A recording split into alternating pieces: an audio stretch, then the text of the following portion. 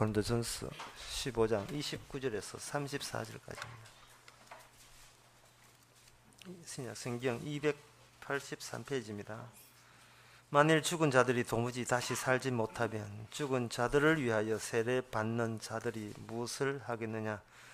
어찌하여 저희를 위하여 세례를 받느냐? 또 어찌하여 우리가 때마다 위험을 무릅쓰리요? 형제들아, 내가 그리스도 예수 우리 주 안에서 가진 바 너희에게 대한 나의 사랑을 두고 단언하노니 나는 날마다 죽노라. 내가 범인처럼 에베소에서 맹수와 더불어 싸웠으면 내게 무슨 유익이 있느냐?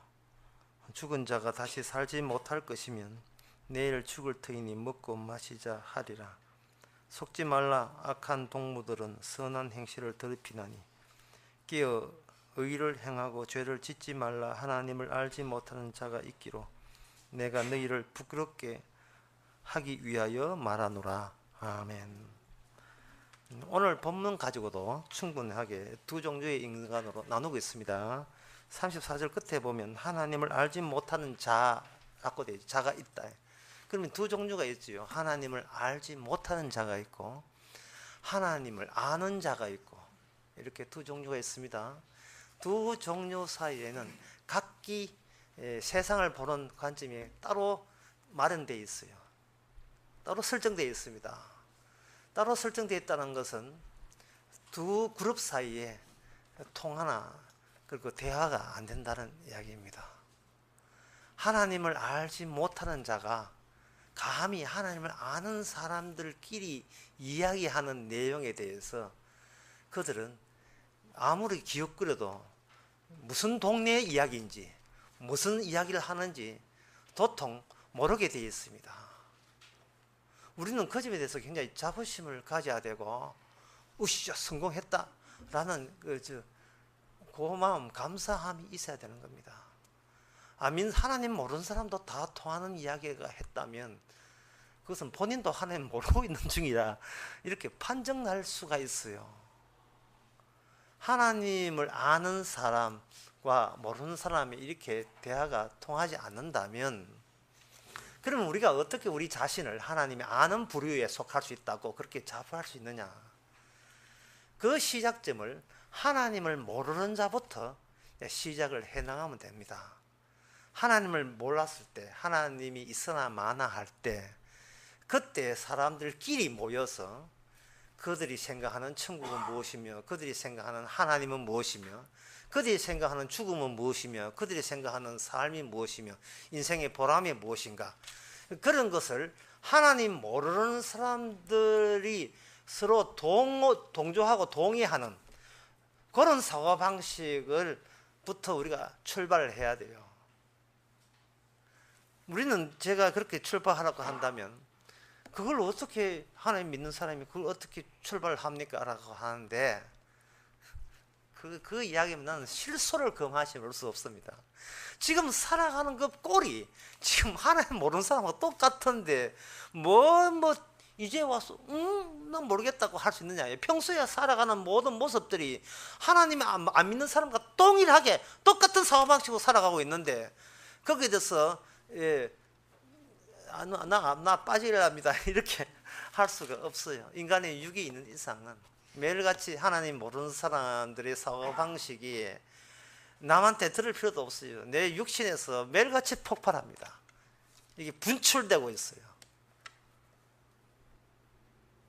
그래서 성경은 하나님 모르는 사람들의 사고방식과 하나님 아는 사고방식을 같이 넣어주게 되면, 하나님 모르는 사람들은 성경이 무슨 말인지 모르겠지만 하나님 아는 사람은 바로 하나님 모르는 사람 이야기도 알고 하나님 아는 사람 이야기도 알고 둘 다를 알게 되어 있습니다. 그러면 하나님이 아는 사람에 대해서 사도 바울이 오늘 본문을 가지고 언급할 때, 그럼 어떤 티가 나느냐?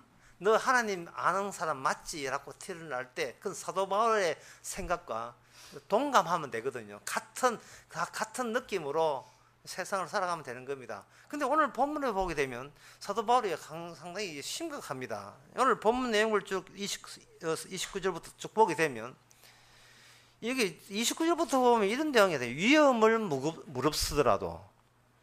그 다음에 31절에 보면 맹수와 싸우다. 예? 맹수와 더불어 싸웠으면 이런 나오고. 그 다음에 32절에 보면 32절에 보면 31절에 보면 날마다 죽노라. 그리고 33절은 속지 말라. 그 다음에 악한 자. 상당히 뭔가 비정한 자세를 가지고 지금 말을 하고 있어요. 누가요? 하나님이 아는 사도가. 굉장히 뭔가 자기 속을 이렇게 편하게 이야기하면 될 텐데 그냥 편하게 이야기하는 것이 아니고 비장함을 표현한 단어들로 엮어서 우리에게 이렇게 줍니다. 너도 나처럼 비장하게 세상을 살아가고 있느냐라고 지금 우리한테 대화를 떠지는 거예요. 묻고 있는 겁니다.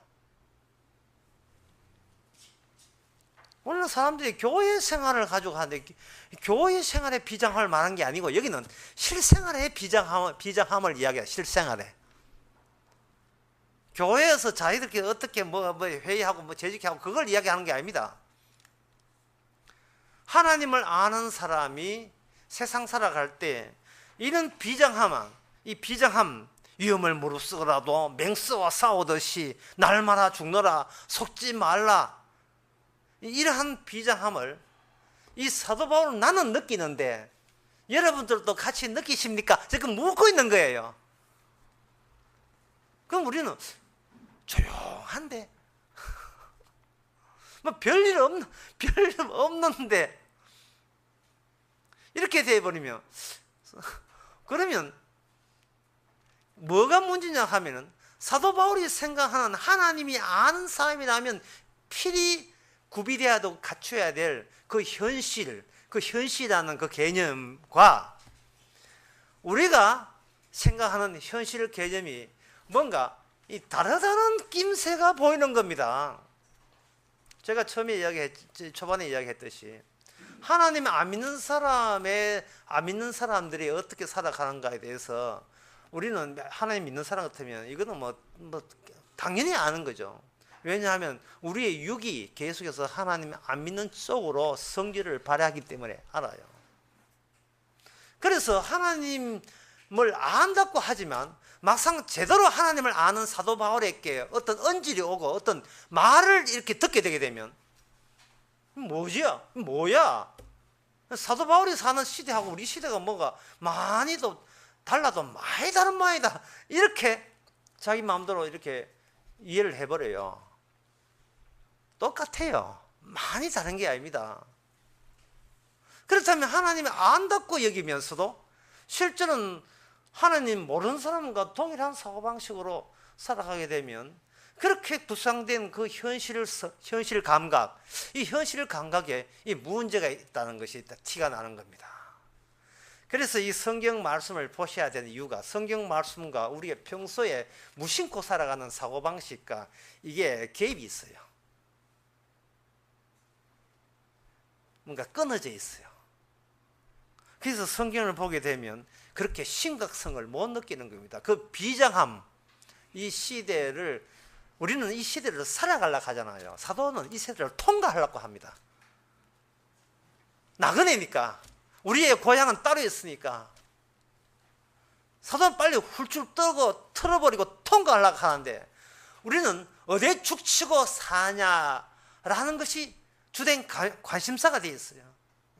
막 결혼한 신혼부부가 우리 어디서 살림집 차리고 이렇게 하는 경우는 우리가 이 넓은 세상에 복잡한 세상에 터잡고 애기 놓고 천년만년 아니잖아 한 100살까지 한번 살아보세요 라는 그 터잡는 데 관심이 있지. 여보 우리 결혼했으니까 후딱 떠납시다 그런 식으로 신호를 시작하는 젊은이는 아마 서울다 외에는 별로 없어요. 별로 없을 것 같아요. 빨리 엉덩이 털고 떠나고 싶어 하는 사람. 그런 젊은이가 있을까요? 예? 70대에서 자리 다 찾아가지고 20대 들을 자리 없다고 그렇게 데모나 해야지. 그냥 통과한다고 세상을 통과하는 곳으로 생각하는 거. KTX 300km 이상 달릴 때 어떤 시원함을 느껴야 되는데 인생 빨리 간다고 어지럽다고 하면 뭔가 문제 있는 겁니다. 사도 바울이 하나님을 안다는 쪽에 속한 사도 바울과 왜 대화가 안 돼요? 대화가 안 되니까 성경 자체가 보기 싫은 거예요. 별로 내가 이 축치고 사는데 별로 도움이 안 돼요. 통과하는 데는 도움 되는데 축치고 사는데 이 성경 말씀이 별로 도움이 되지 않습니다. 그러면 축치고 사는 것이 행복이라고, 그게 축복이라고 간주할 때 그 사람의 기본적으로 그 사람이 보는 현실과는 사도의 현실관과 다릅니다. 지금 엉뚱한 현실을 지금 조장해내고 있는 겁니다. 그러면 사도가 보는 현실은 뭐냐 이거예요. 우리가 살다 보면 죽겠지가 아닙니다. 하나님이 죽인다는 겁니다. 하나님이 죽여서 죽는 거지 살다 보면 맥 빠져 죽는 게 아니에요. 날마다 주께서는 죽이시는 겁니다. 뭐로? 말씀으로 죽이고 율법으로 죽이고 날마다 죽이는 거예요.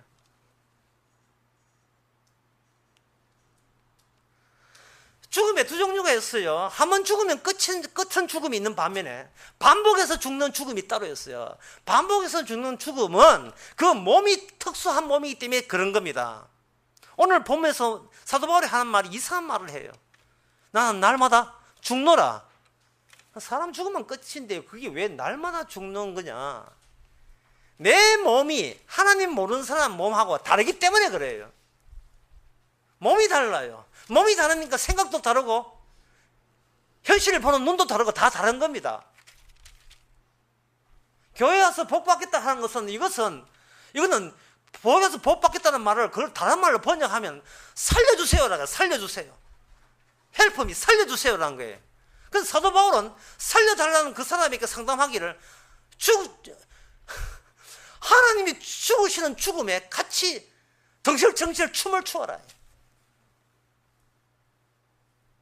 호수에 배를 떼어놨는데 그 호수에 계속해서 물길이 치게 되게 되면 그 보트는 그 뱃잔에 보트에 거기에 나무에 물길이 치듯이 이 세상은 계속해서 죽음의 세력에 의해서 침을 당하게 되어 있어요.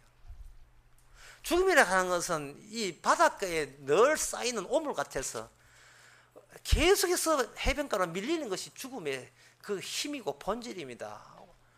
우리가 죽는 게 아니고 이 세상에 죽음이라는 속성이 자기 증명하기 위해서 모든 인간을 하나둘씩 죽여버립니다.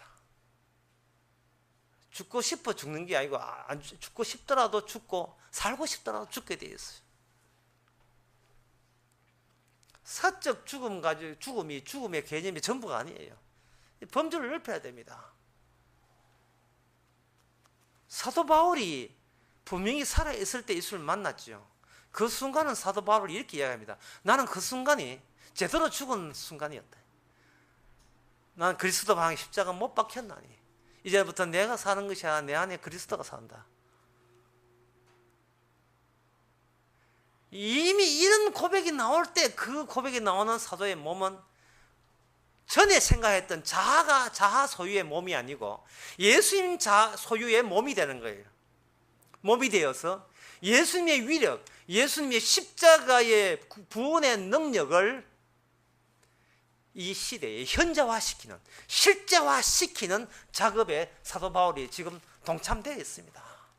그래서 자신 있게 합니다. 너희들 하나님의 아는 부류야. 그렇다면 내 말 알아듣겠지. 나는 날마다 죽노라.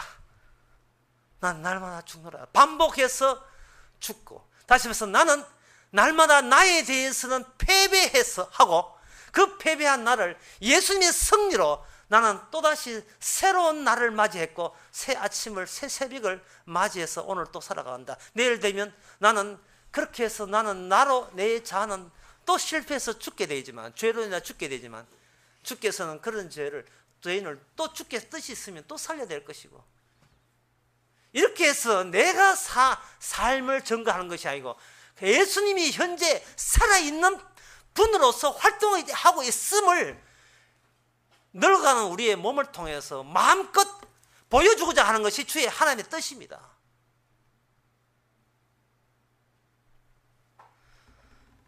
왜 죽느냐 하는 이 문제를 가지고 시작하는 거예요. 사도 바울은. 왜? 그렇다면 우리로 하여금 네가 하나님을 정말 아는 불어라면 살고자 하는 자를 왜 하나님이 죽이십니까? 살고 싶은데 왜 죽이십니까? 라는 질문부터 시작돼야 돼요. 왜? 그 질문이 나오는 출처가 어디서 나오느냐? 바로 하나님을 모르는 불어들이 매일같이 스스로 자기에게 내야 하는 질문이거든. 오늘 또 살아야 될 건데, 오늘도 살아야 될 건데. 사람마다 직업이 다 달라요. 어떤 사람은 봉제하는 사람이 있고, 어떤 사람은 교사도 있고, 어떤 사람은 목회하는 사람, 목사하는 사람도 있고, 어떤 사람은 그냥 농사 지는 사람이 있고. 근데 사람이 살다 보면 어떤 직업에 이렇게 거기에 수심이 있다 보면 그 직업에 맞춤 인간이 되어버려요.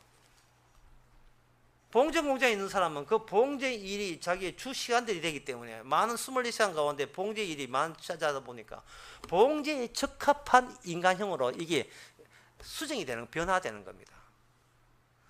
농사 짓는 사람은 농사에 적합한 생각과, 몸만 그런 게 아니고 생각조차도 농사에 적합한 거. 그러니까 온갖 직업이 2만 가지라 하는데 2만 가지 직업 따라서 사람들이 전부 다 종류대로 2만 가지가 다 다르죠.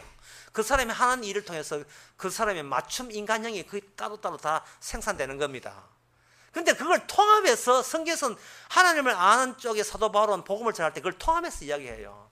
그렇게 네가 일하는 일에 적합한 인간형으로 달라졌지만 결국 그걸 한마디로 이야기하면 뭐냐? 다 살려고 하는 짓이에요. 어떻게 하면 이 몸 가지고 환경에 적응해서 직장에 적응해서 살아볼까에 대해서는 이거는 의의가 없는 똑같은 자아상을 갖고 있다고 보는 겁니다. 그러니까 사도 바울은 말하기를 살아볼까 할 때, 내가 살아볼까 할 때 그 살아있다는 것이 하나님이 말하는 생명과는 터무니없이 다르다는 이야기입니다. 그거는 세상을 네가 근원적으로 잘못 보고 있다는 거예요. 세상 자체를 지금 잘못 읽고 있고 보고 있다는 겁니다. 내가 어떻게 하면 살아볼까에 억지 춘향으로 맞춰서 세상을 보는 거예요. 내가 살아가는데 얼마나 유리할까를 그 전제로 해서 세상을 재편성하고 있는 겁니다. 그게 과학이에요. 그게 과학이에요. 잘못된 사고방식, 상식입니다. 상식이라는 게 잘못된 상식이에요. 그게. 사도 바울은 예수님 만나고 난 뒤에 아하, 내가 살았다 죽었다를 반대로 이야기했구나. 내가 살고자 하는 것이 곧 이게 죽어야 될 이유가 되고, 내가 죽어도 괜찮다 하는 이것이 이미 예수님이 하나님의 미래에 되어서 우리에게 생명을 받은 상태에서는 내가 기존에 고집 부리던 산다는 것은 이게 의미가 없는 거구나 하는 거죠. 예수님이 십자가를 사도 바울은 이렇게 이해합니다. 예수님이 십자가 죽는 이유는 뭐냐? 아무 의미도 없는 것들이 의미 있는 주님을, 그 대상자를 죽여버린 거예요. 의미도 없는 무의미한 존재들이 의미 있는 하나님 아버지 앞에 유일하게 인정하는 독생자를 죽임으로 말미암아 의미는 어디서 쏟아져 나와야 되느냐 하면 그 의미 있게 죽었던 그 죽음에서 모든 것이 새롭게 그것이 분출돼야 되고 새롭게 이게 제시돼야 되고 제공돼야 되는 겁니다. 이게 뭐냐? 사도 바울이 모든 것이 십자가로부터예요. 십자가로부터 모든 것은 다 쏟아져 나오는 거예요. 십자가가 모르게 되면 나부터가 되는 겁니다. 그래서 하나님을 안다는 것은 하나님의 존재를 인정하는 게 아는 게 아니고요. 하나님의 신을 인정하는 자가 얼마나 많습니까? 십자가를 아는 자가 하나님을 아는 게 돼요.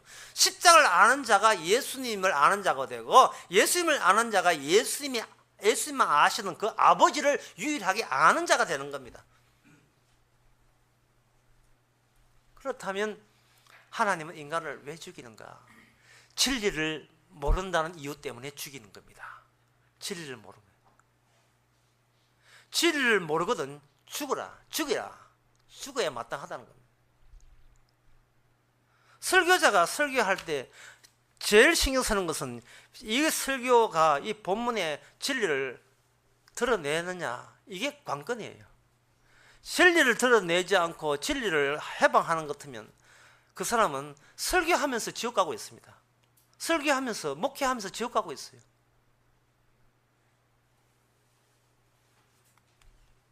그럼 진리는 어떻게 나타나느냐? 진리는 본인이 진리화해서 동반해서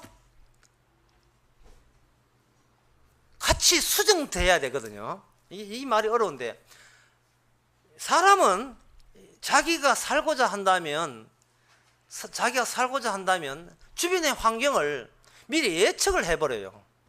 그러면 예측된 것은 그 자리에 그대로 있다고 보고, 나는 그대로 있으니까 내가 그냥 그 자리에 있는 환경을 이용만 하면 된다고 생각합니다. 그러나 보통 엄마들이 아기 키울 때 아기는 엄마 말을 잘 들으니까 내 시킨 대로 할 것이라 생각하잖아요. 그런데 커가면서 아기하고 엄마하고 부딪히면서 서로가 서로의 생각을 수정하게 마련입니다. 일방적으로 한쪽이 한쪽을 수정시키는 것이 아니고, 말 안 듣는 A로 말미암아 엄마 본인이 내가 세상을 잘못 살았구나 하는 것을 수정하게 돼 있어요. 하나님께서는 우리의 말을 듣지를 않습니다.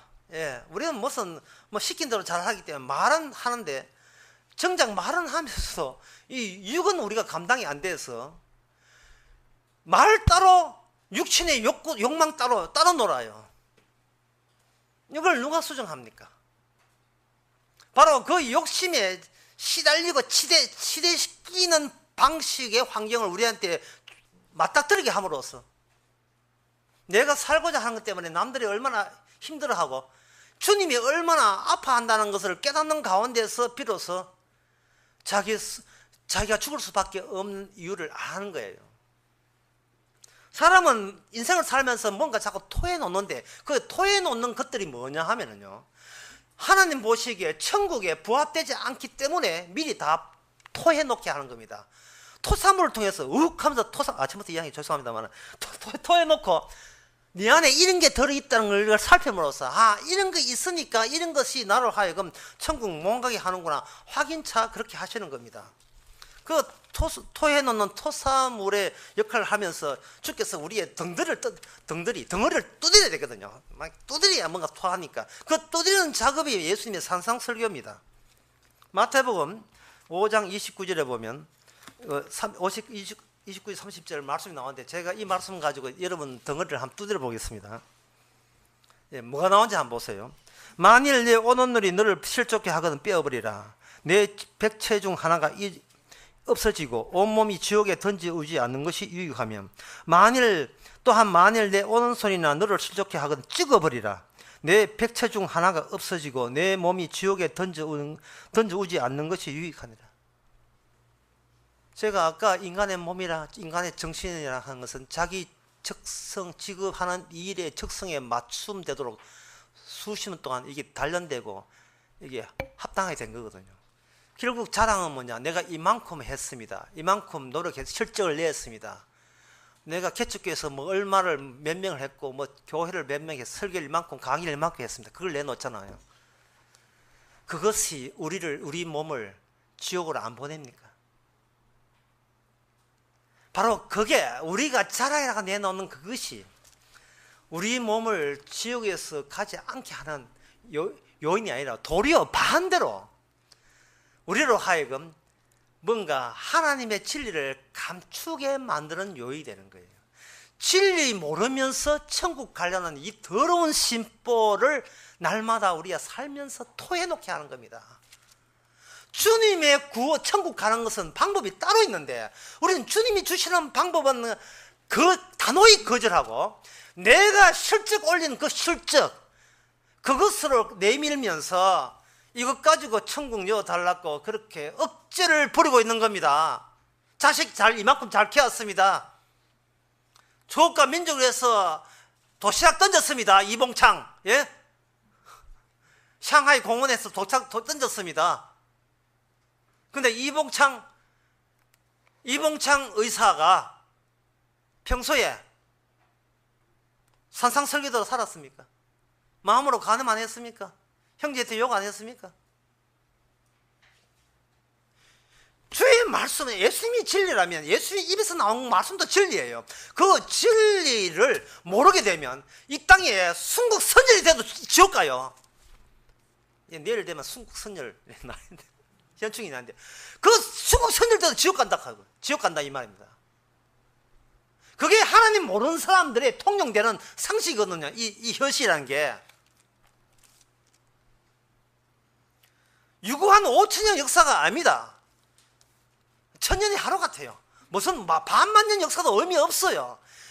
다시 이야기할게요. 인간은 어떤 집단이 되고 수백만 수천만 모여도 교회 어떤 교회 10,000명짜리 교회가 오더라도 그게 무의미한 거예요.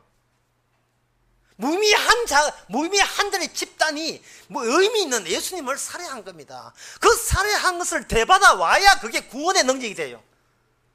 그 앞에서 내가 무의미하다는 것을 의미 있는 분 앞에서 고백을 해야 그게 나에게 구원의 능력이 된다고요.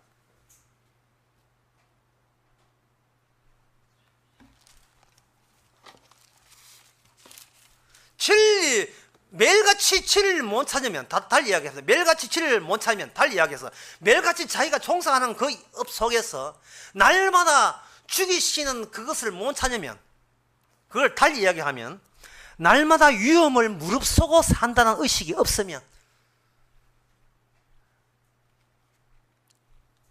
포도농사 지으면서 제가 이 날마다 위협을 무릅쓰고 지금 포도농사 짓고 있습니다. 이런 생각이 없으면 지금 포도농사 지으면서 이 포도를 맹수로 봐야 됩니다. 맹수와 싸우는 거예요. 그 다음에 포도농사 보면서 속았으면 안 돼. 이 포도가 작황이 좋은 것에 속았으면 안 돼. 목회한 사람은 이 교인수가 많은 것에 속아 넣으면 안 돼.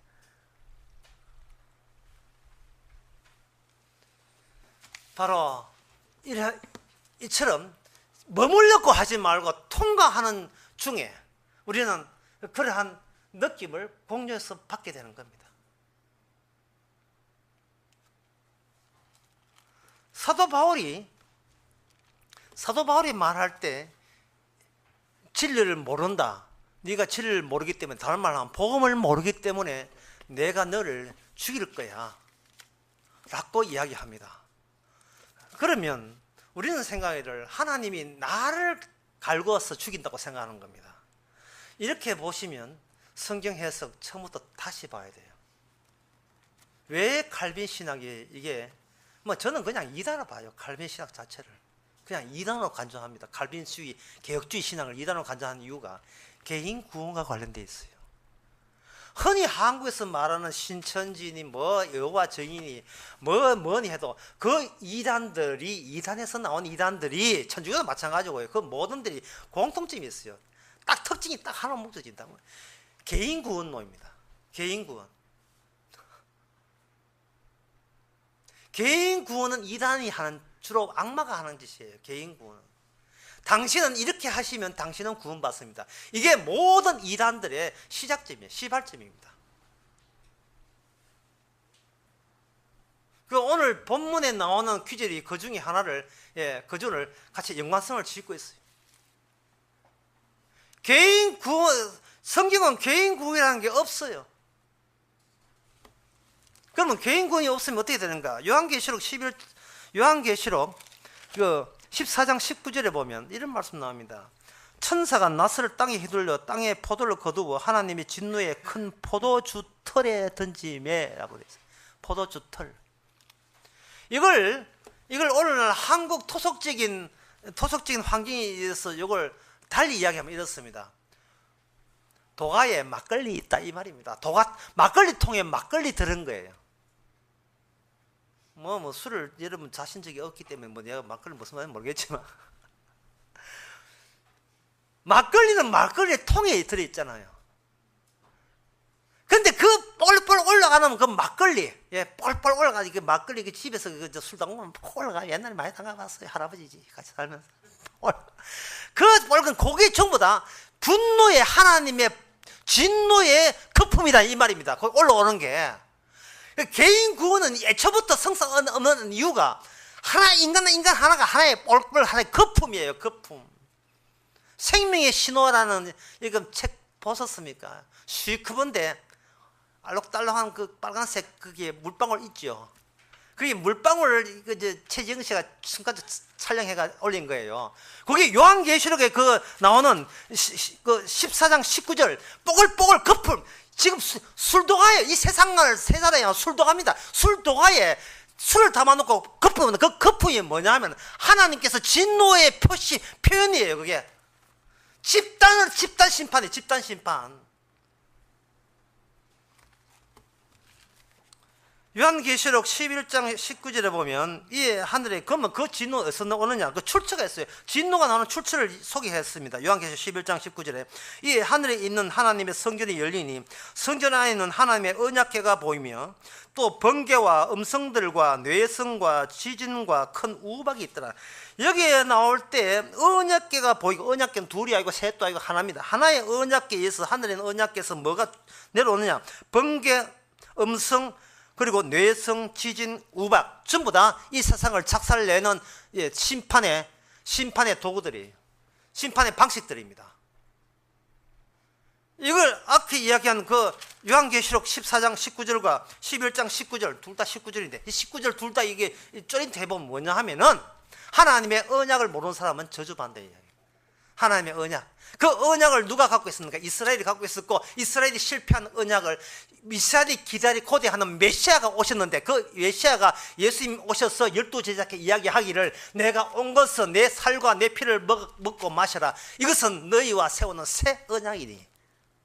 그러면 새 언약이 되게 되면, 그러면 새 언약의 효과가 뭐냐? 그것은 마태복음 16장에 나옵니다. 마태복음 16장 18절에 보면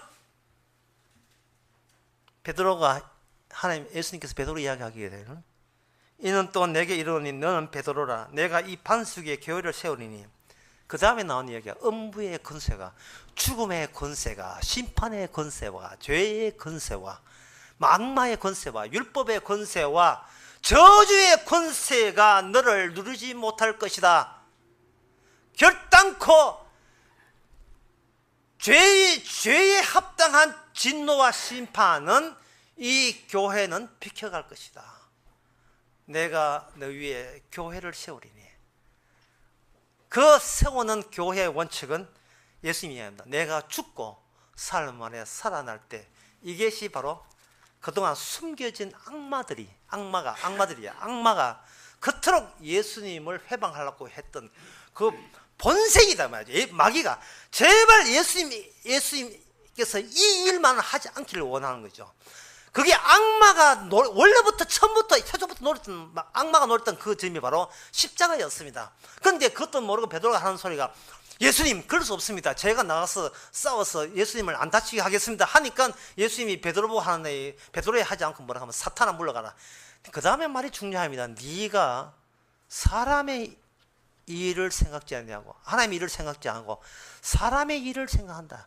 모든 사람은 네 같은 똑같은 사고방식에 갇혀있다. 술도가에 막걸리처럼 똑같은 사고방식. 죽으시면 안 됩니다. 나는 산 사람 믿고 죽은 메시아 믿지 않고 산 메시아, 영웅적인 메시아 믿고 싶습니다 라고 외치는 그것이 거의 악마가 그 사람을 지옥으로 그냥 같이 데려가기 위해서 발악을 하고 있을 때 그런 고백이 나와요. 주께서는 사정없이 합니다. 사탄아 뒤로 물러가라. 너는 나를 넘어지게 하는도다. 네가 하나님의 일을 생각지 않고 사람의 일을 생각한도다. 그러면 이런 관점에서 이 세상 전체가 악마의 속임수에 이은 술도가처럼 뻘뻘 거품을 내면서 하나님의 진노의 대상인 것도 모르면서 그렇게 살아가는 그 형편에 이 사실을 사도 바울은 오늘 본문에서 어떻게 증거하느냐 이렇게 증거합니다. 오늘 본문 한번 봅시다. 29절에 보면 만일 죽은 자들이 도무지 살지 못하면 죽은 자를 위하여 세례받는 자들이 무엇을 하겠느냐. 죽은 자들을 위하여 세례받는 자, 죽은 자를 위하여 세례받는 자, 이게 무슨 뜻이냐 하는 거예요. 사도 바울이 이 말을 언급한 것은 지금 사도 바울이 알고 있는 부활의 능력과 사도 바울처럼 그런 능력이 없는 자가 다시 말해서 하나님 모르는 부류에서 그냥 기독교 흉내 내고 믿음도 없으면서 믿는 척하면서 종교생활을 하게 되면 구원받고 여기는 이런 인간들이 기본에 있는 육적인 본성, 마귀에게 잡힌 본성을 기독교 색채를 가지고 어떻게 티를 내는가, 그걸 예를 드는 게 뭐냐, 죽은 자를 위해서 세례받는 거예요. 그게 그러한 문화들이 있었어요. 어떻게 하느냐 하면은 죽은 자를 옆에 이렇게 관을 모셔 두잖아요. 관을 있고 그 밑에 또 하나의 공간을 만들어요. 공간에 만들어 가지고 관에 산 사람이 뭐 후손들이나 또는 배우자가 들어가요. 들어가서 죽은 사람은 뭐 예수도 모르고 죽었어요. 세례도 안 받고 죽었어요. 죽으니까 이게 안타까우니까 예수 믿는 다른 사람이 들어가가지고 이제 목사가 묻습니다. 예수 그리스도를 믿습니까? 그러면 죽은 사람은 죽어서 말을 못하지만 예, 하나님을 믿습니까? 예. 죽어서 천국인을 믿습니까? 예. 그럼 세례를 주노라. 이러는. 이 사람은 이미 세례 받았어요. 세례 받았지만 자기는 세례 받았지만 자기처럼 예수 안 믿는 사람이 다른 친척이 죽었으니까 죽은 자를 위해서 대신 세례 받으면 효과 있지 않을까 하는 겁니다. 인간 쪽에서 다가가는 거예요. 사도 바울은 주님께서 친히 찾아와서 건지는 그 방식인데, 사람들은 본인 쪽에서 본인 종교 행위를 가지고 찾아가는 방식이에요. 그러면 뭐만 계속 기억이 되고 뭐만 가치가 되느냐 하면, 나는 죽은 자리에서 세례 베푼 그러한 실적과 업적이 계속해서, 이거는 배터리가 고이 간직해야 돼요. 요즘 말하면 내 11조 얼마 냈고, 면도가 냈고, 이 교회는 얼마 했고, 뭐 예배당 할 때 땅 얼마 냈고, 그게 계속 간직해 나가는 겁니다. 하나님 모르는 사람들은, 다른 말로 복을 모르는 사람, 다음 진리를 모르는 사람들은 항상 출발을 뭐냐, 개인 구원부터 출발해요. 개인 구원부터 출발하니까, 나 구원받았으니까 내 친척, 내 남편, 아내, 내 자식 같이 데리고 가고 싶어 하는 거예요. 이게 개인 구원의 사고방식이 계속해서 번지고 있는 현상입니다. 그러다 보니까 내 신앙 가지고 남까지 구원을 하고자 하는 아이디어가 떠오르겠지요. 그렇게 떠오르는 그것이 안 믿는 사람들의, 그게 종교의식이거든요. 종교 없는 세상은 없어요. 종교라 하는 것은 미래까지 시간을 연결하기 때문에 종교는 있어요. 그런 종교인들이 고객이 되고, 그것들이 결국 장사라 하는 것은 결국 고객이 왕입니다. 그럼 고객들을 끌어모으면 이 교회는 되는 거죠. 운영이 되는 겁니다. 장사되고 사업되면 목사는 나중에 노후 대책까지 보장이 되는 겁니다.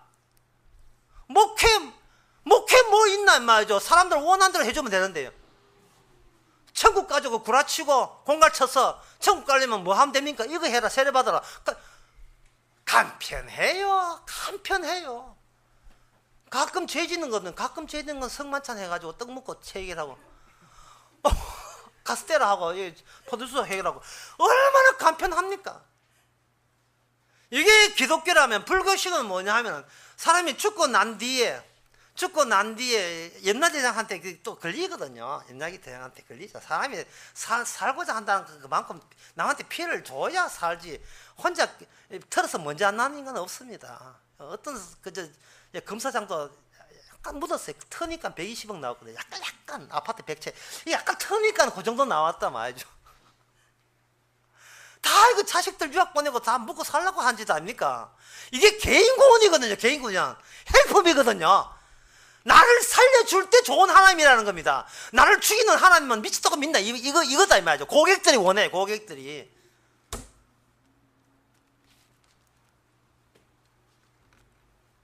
여러분을 살려주니까 교회 돈 바치라. 그게 교회 커지기를 원하는 거예요. 지금은 그런 세상입니다. 우리가 현실이 바로 인간들이 육이 마귀가 만든 현실들이에요. 이것은 바로 죽고 난 뒤에 장례를 치르는 방법이 있어요. 기독교 말고 불교도 마찬가지고, 죽고 난 뒤에 삼우제를 지냅니다. 삼우제가 사흘 후에 삼우제를 지냅니다. 그러면 7일 후에 7제를 지내고, 7제를 7번 반복하게 되면 49제를 지내죠. 그러한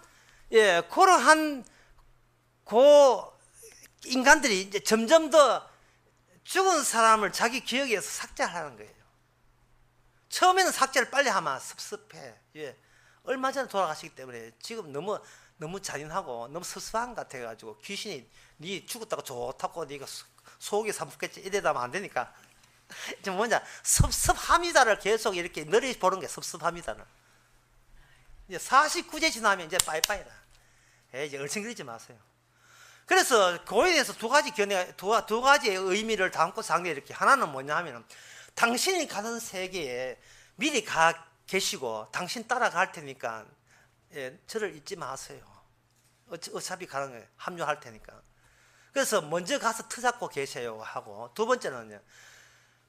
떠나니까 섭섭하니까 먼저 터잡고 계세요. 우리 좋은 관계 유지하잖아요. 라고 하는 그게 뜻과 두 번째는 뭐냐 하면 제발 살아있는 사람 근처 좀 오지 마세요. 이걸 49제 그 다음에 드리는 것이 천도제입니다. 천도제. 도를 아십니까? 하는 그게 천도제거든요. 이 귀신이 한이 맺혀서 떠돌아다니면 하는 사업이 안 돼요. 달래가지고 조서 보내야 돼요. 빨리 조서 보내야 돼. 한 조서 보내야 돼요. 예, 그 잘못했습니다. 예. 내 어머니한테 잘못했습니다. 예, 그때 고기 떡국에 요만큼 준 것때 잘못했습니다. 예. 좀 달래줘야 돼요. 굿에서. 한마디로 말해서 이거 뭐냐. 굿판이에요. 굿판. 좋다는 판이 아니고 굿. 디귿이 아니고 시옷. 전부 다 굿판이에요. 굿판. 교회고 절이고 성주교 성당이고 굿판이에요. 굿판. 개인군이에요. 개인군. 신천지도 마찬가지고 구원파도 마찬가지고 전부 다 개인군. 장로교, 침례교, 감리교도 마찬가지고 전부 다 개인군이에요. 성당도 마찬가지고. 나만 살면 그만이라는 거예요. 나만 살면. 지금껏 그래 온 거예요. 그래 놓고 하나님이 아는 부르라고 해요. 천만의 말씀. 하나님은 모르는 부릅니다. 그러면 그게 하나님이 그것마저 그러면 신앙이 아니고 이게 엉터리라면 거기에 지옥의 그 악마의 속임수라면 진리가 아니라면 그러면 어떻게 진리를 알고 어떻게 천국 가느냐. 성경에 삼손이 나옵니다. 이 삼손은 하나님의 신을 받았어요. 하나님의 능력을 받았는데 그 능력은 하나님의 언약을 위해서 사용될 능력을 사람이 줬는데 이 삼손이 뭘 했냐 하면 여자 밝히는 데다가 그 능력을 사용합니다. 하나님의 언약을 위해서 약속을 위해서 삼손이 하나님의 신에서 능력을 받았다는 말은 삼손 자체가 나실인이에요. 나실인이랑 구별되었다. 현재 이스라엘을 예수님 쪽으로 끌어당기는 그런 역할을 하고 되어 있는데 어디로 가는 게 아니고 그냥 제자리에서 자기의 육체의 욕망을 이루기 위해서 여자 원투스를 밝힙니다. 그런데 삼손의 마지막에서 보여주는 것은 뭐냐. 여자를 밝혀서는 안 되고 삼손 본인이 여자였던 겁니다. 이게 여자의 후손이었던 거예요. 삼손이 여자를 밝히고 하는 모든 행동에서 우리를 대변해 주겠습니다. 뭐냐? 삼손은 자기 힘을 가지고 자기가 선택한 곳에다가 힘을 걸어 몰아줬습니다. 모든 인간은 선택합니다. 문제가 뭐냐? 선택한 그것을 선택할 수는 없다는 거예요. 무엇을 선택할 것이냐 그 자체에 대해서 이미 창세 전부터 주님의 선택에 의해서 우리가 거기에 몰아세워져 있는 겁니다. 사도 바울이 교회를 핍박하고 예수 믿는 사람을 잡아 죽이는데 그것마저 나중에 주님을 만나고 보니까 그것마저 나의 선택이라고 여기는데 나의 선택이 아니고 그것마저 주께서 주님의 선택이었던 겁니다. 나의 선택보다 주님의 선택이 우선이었고 우열권을 갖고 있었던 겁니다.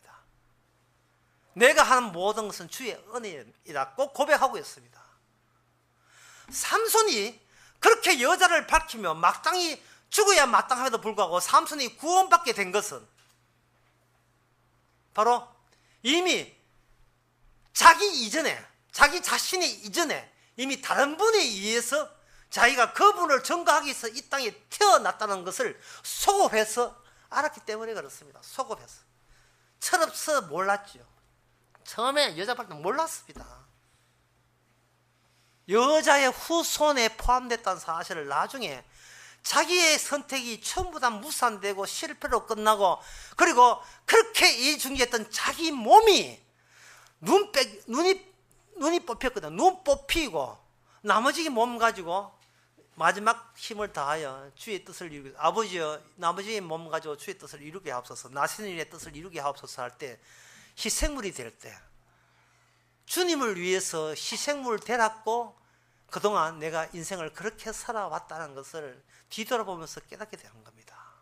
그게 바로 개인 구원이 아니고 전혀 예상 못한 낯선 선택이 우리 인생에 침범한 거예요. 침투한 겁니다.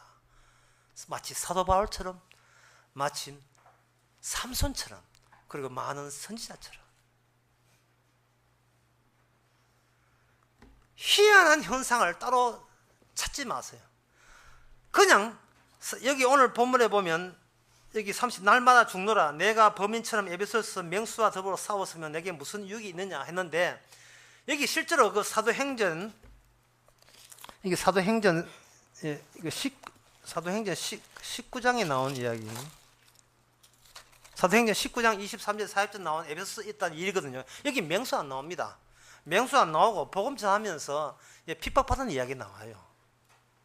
핍박받았다는 말은, 우리는 제가 이렇게 하면 그러면 우리가 직장생활에서 핍박받아야 됩니까? 자꾸 핍박을 남한테 욕을 먹는 걸로 생각하는데 그게 아니고, 세상을 볼 때 아주 쉽게 말씀드리겠습니다. 회사 다니면서 회사 잘 됐습니다, 이번에 특별히 보너스 200% 드리겠습니다 할 때 사람들 야호 외칠 때, 세상에 죽치고 가자는 게 아니고 통과해야 될 성도는 뭐 돈 받아봤자 그건 무슨 소용 있겠노, 돈 받다가 좋다고 속이 삼겠지 그런 식으로, 그게 별로 그것이 최종적인 것이 아님을 알 때, 그게 지금 맹수하고 싸우는 중이에요. 날마다 우리는 세상 것을 원하고 자꾸 정주 머물고자 하고, 머무르자 하는 것은 나를 날마다 죽여서 떠나자고 하고, 떠나고자 해놓고는 떠나고는, 저 떠나고자 했으니까 괜찮지요, 복 주세요, 또 이러고 떠났다는 걸 빌미로 근거해가 또 이게 또 출세하려고 하고, 그럼 또 손잡고 강제로 또 가자 해가 떠나버리고, 그 떠나면서 이 세상 자체가 죽음의 권세라는 것, 이 세상 자체가 지옥입니다. 지옥에서의 모든 구성원들은 미친 자입니다. 정신 환자입니다. 정신병 환자들이에요. 그 안에 우리도 포함되어 있고 전부 다 미쳤어요. 각자 다른 현실을 가지고 동일한 현실이라고 우기는 정신병 환자입니다. 조현증 환자, 조현증 정신 분열증. 수락산에 가기 위험해요. 또 등산하다가 또 괴물 만날 수가 있어요. 전부 다 괴물들입니다. 자기밖에 모르나. 부모 자식도 마찬가지고 부부도 마찬가지고 다 마찬가지예요. 뭐 정주고 마음 주고 뭐 돈도 줬고 사랑도 줬지만, 사랑이라는 것은요 목에 걸린 가시 같아서 이거 한번 알고 보면 목에 넘어가질 않아요. 헤어지면 그렇게 울어요. 왜? 가시가 걸렸으니까. 차라리 만나지라 말았을 차라리 만나지라 말았을걸 해놓고는 이 가시가 내려가지는 않네. 자식 키우면서 자식이 애명일 때 차라리 아이고 저거 어떻게 할 수가 없어요. 우리 몸에는 온 이 세상의 정의 가시가 가득 담겨 있습니다. 따라서 우리가 처리하면 안 돼요. 마지막으로 당부하고 싶은 것은, 우리의 죄를 우리가 처리하지 마세요. 손대지 마시고 그냥 그대로 반납하세요. 이게 날마다 즐겁게 죽는 모습입니다. 기도하겠습니다. 하나님 아버지, 세상 달리 보게 하옵소서. 술도가에 급흡 일어나는 것처럼 봐야 되는데, 오늘 이 세상에서 남한테 지고 패배한다고 얼마나 하나님 앞에 짜증내고 울분을 터뜨렸습니까? 왜 나에게는 나의 안식처를 주지 않냐고 얼마나 항의했습니까? 저요, 다시 한번 우리 하나님 아는 것과 모르는 것이 얼마나 격차 있다는 것을 깨닫게 하옵소서. 예수님의 이름으로 기도합니다. 아멘. 다 일어나서서 99장 찬송합시다.